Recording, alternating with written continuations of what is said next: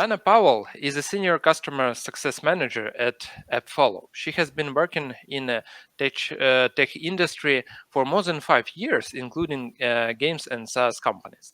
Dana is a games industry enthusiast and helps game and app developers to manage their users' reviews efficiently and optimize their apps' visibility.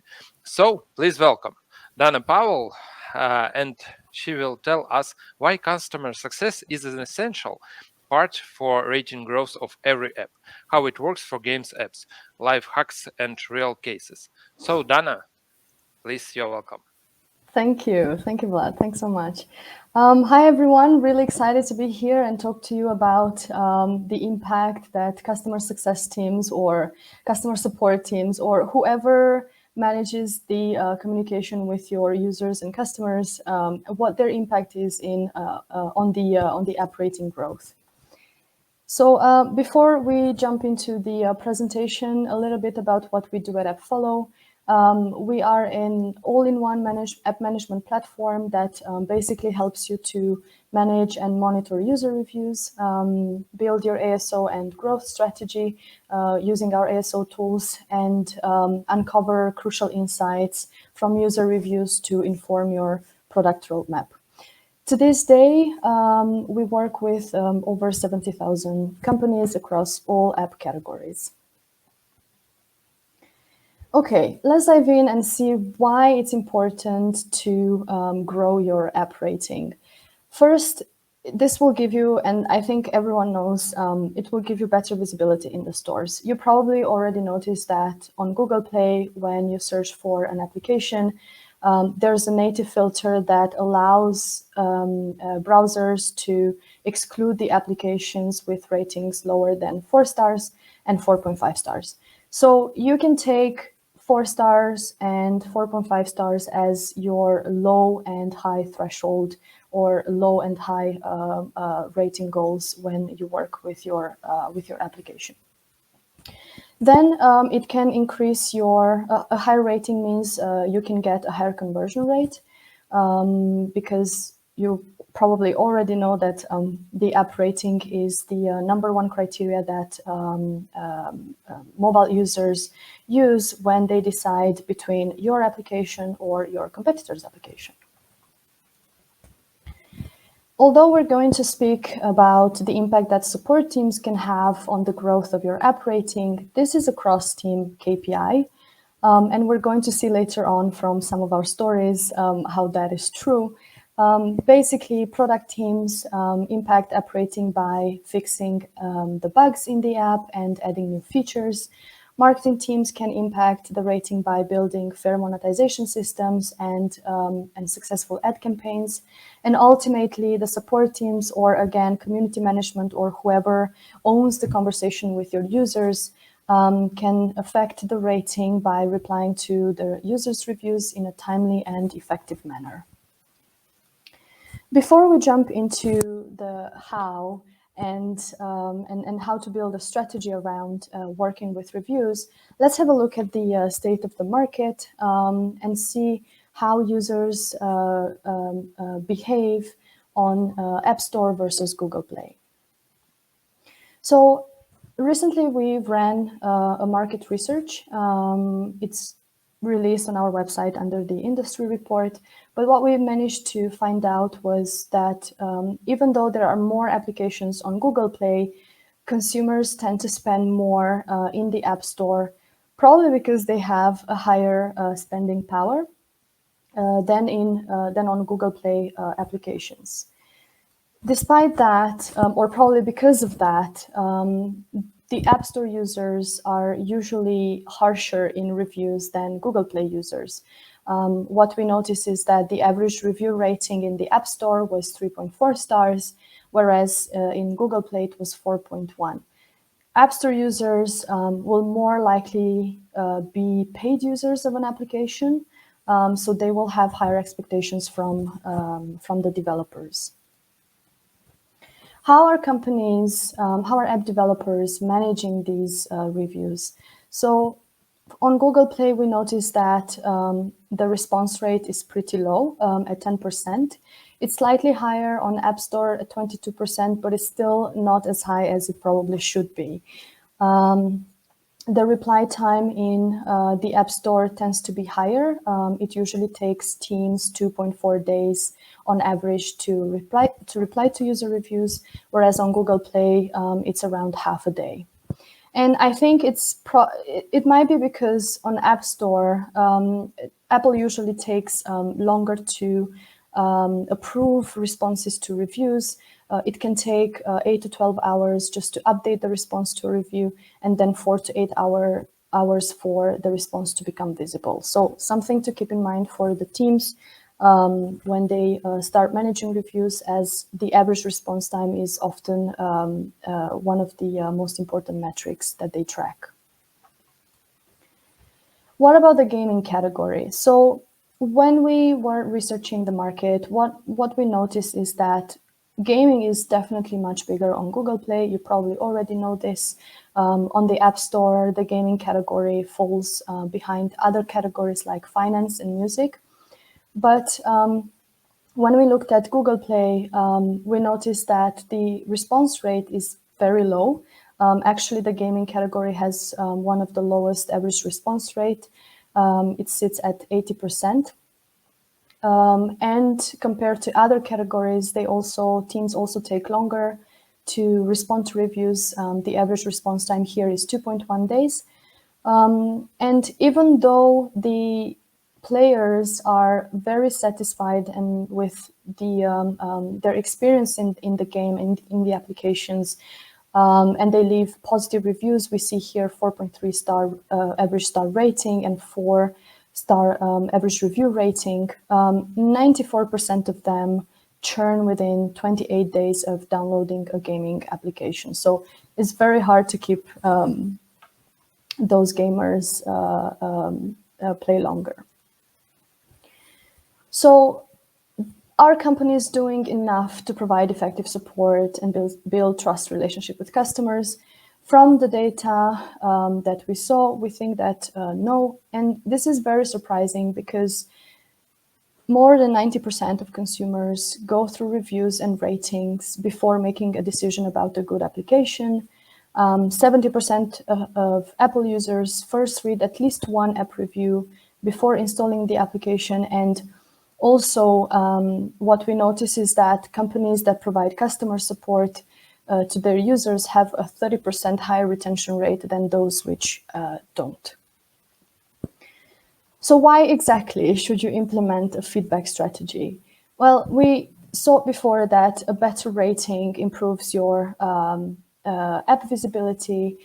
So having a feedback strategy in place, we think, is the holy grail to improving brand quality, driving more traffic, and creating more buzz about your application now and in the long run. Beyond better visibility and higher number of downloads, the user's feedback is a super invaluable tool for improving your application. By segmenting your reviews, you can see clearly what are some of the most desired features or issues that your users talk about and that you need to work on. This ultimately will help you make more informed decisions about your roadmap and what to fix, what to add there. And also, both Apple and Google encourage you to manage reviews. Apple suggests that responding to reviews can improve your app's discoverability, encourage downloads, and build rapport with the people who use your app. Whereas Google noticed that when developers reply to reviews, the users come back and update the rating by plus 0.7 stars on average. This is a very important metric when you work with reviews. In AppFollow, it's called reply effect. We're going to dive a little bit deeper in a second. So how does this work? When you respond to a negative review effectively, and by effectively, I mean as fast as you can to catch the user as soon as they receive the review. You know, users can be quite quick when leaving reviews. They leave a review and then they forget about it. So the faster you reply to review, the higher the chances to impact their rating. Then you should also make sure that you address their frustrations if they're talking about certain issues with your application. So after you respond to a negative review effectively, the users will come back, update the rating, which will then increase your average review rating. And this is what we call the reply effect. And this is basically the North Star metric of any team that works with reviews. That ultimately leads to an increase in app rating over time. So very simple. What strategy can you apply? So it varies on very much on your application and what stage your application is in. So for the growing applications, if you've just launched an application or if you are in a soft launch, it's important to reply to and analyze every review that you get. Every piece of feedback here is crucial for your product at this stage to adjust and improve the roadmap. Your goal here is to get a 5-star rating from your first customers. And you can do this by using the native rating requests for both platforms.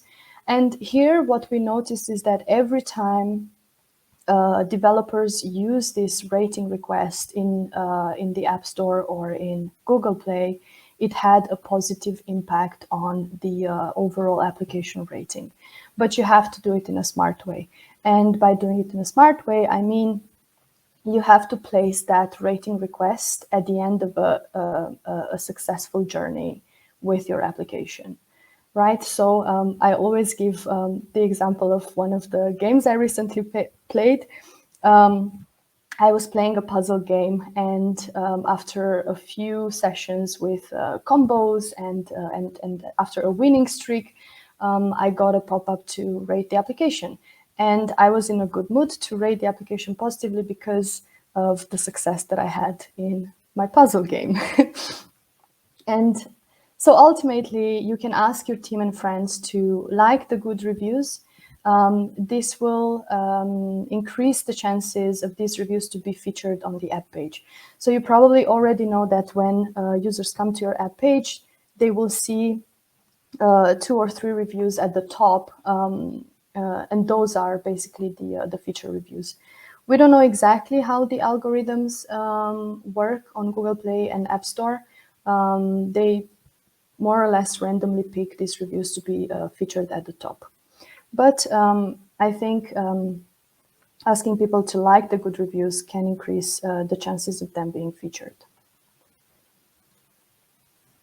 What about popular apps? With popular apps, it's a little bit different, of course, because they have higher volumes of reviews. And here I'm going to tell you a few stories from our customers. First one is Kakao Games. This is a Korean-based app developer that have an RPG game. So what their success story is that they had 61% of reviews updated with a high rating after responding to them. Their strategy is more manual, so they prioritize negative reviews, and this is very important. This would be the first line of support, as we call it, 1, 2, and 3-star reviews. And it's important to reply to these manually, especially if they are long reviews where users describe complex issues with your application. So it's important to leave more personal replies, address users by their username, etc. The other categories of reviews that they prioritize were reviews from the ads and monetization categories. So for gaming, these 2 categories are some of the most difficult ones because the reviews, when users complain about the ads and about the monetization system, it's very hard, almost impossible to convert their rating. But it's important to address them as these are really sensitive topic to users. And ultimately what Kakao Games do is they reply to reviews to move the conversation to another channel like email. So when a user has a more complex issue that needs assistance from technical support, then it's best to redirect them to the right email address or support form. On the other hand, you can also use automation to reply to some of the most repetitive reviews.